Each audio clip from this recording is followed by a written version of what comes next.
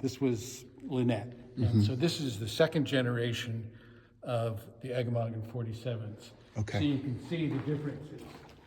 You know, Yeah, how okay. deep, how long the cord length is. Yeah. If you'd put your hands on that one, you'd see that it was a slightly thinner foil section. Yeah. And you can see the difference in the bulb as well. Right. So what advantage does that shape have over this? It'll beat the shit out of that one. Yeah. That's the advantage you're looking for. Yeah. Okay. I see, I'm just as a, And it all came about because the guy who is the owner of Tink was actually thinking of buying this boat. Because my friend, who you may meet tomorrow, who owned this boat, was going to be building a new boat. got it. And so he was, playing around with the idea of selling this ahead of time. He ended up selling it to somebody else, but in the process of talking about this boat, it was like, okay, well, what would you change to make things different? And the conversation got wider and longer, and As it often not does. about the boat, but the conversation. and it's like, well, I guess we're building a new boat, aren't we? And so Yeah. Will designed it, And that became the Max. and that became the X, or the Max. Plus. Plus, thank you, yeah. Yeah.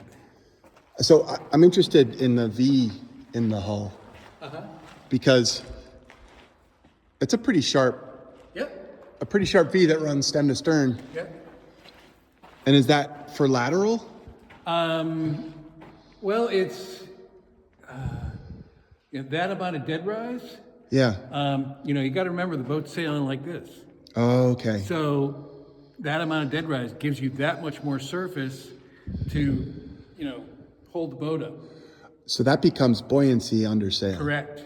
And these boats, okay. skinny boats like this, Yeah. love to sail on their ear. They, when we go to windward, the water is lapping at the top of the tow rail. Okay. That's where And where you're gonna that's just where you're gonna be. That's the most effect for these skinny boats like this. It's the most effective angle. So they really want to be upwind, Yeah. not necessarily downwind. No, and downwind, it's just they're built really light. So, and they got a big tall rig. Yeah.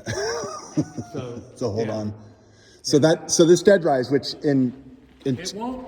Like some boats that you see now, sort of what they term the sport boats. They put a chute up, they're starting to plane. yeah, You won't plane. Right. You get close, but you won't plane. which is remarkable if you get close because of that dead rise on a boat this. So if I'm looking, what I'm really doing here is looking at a wetted surface that Yeah.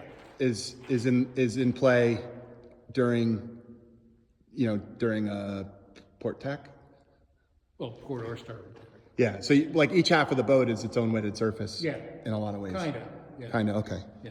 Whereas I look at dead rise and power boats and it's all about how does it handle chop. That's not. Right. That's a whole different Right. kind of dead rise here.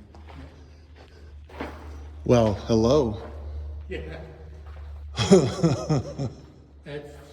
That's not the Aquila that's for sale, but it's also named Aquila.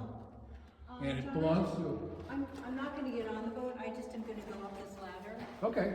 Okay. If Well, I'm you going wanna to take go a on video board. of it in case you fall. If you want to go on board. No, I don't. Okay. I just wanna tell them, I didn't mean Yeah. to. I don't I like it from here. I don't like the cockpit. It's a long cockpit. It's just laid out wrong. We'll edit that out. Oh, it's a huge cockpit. That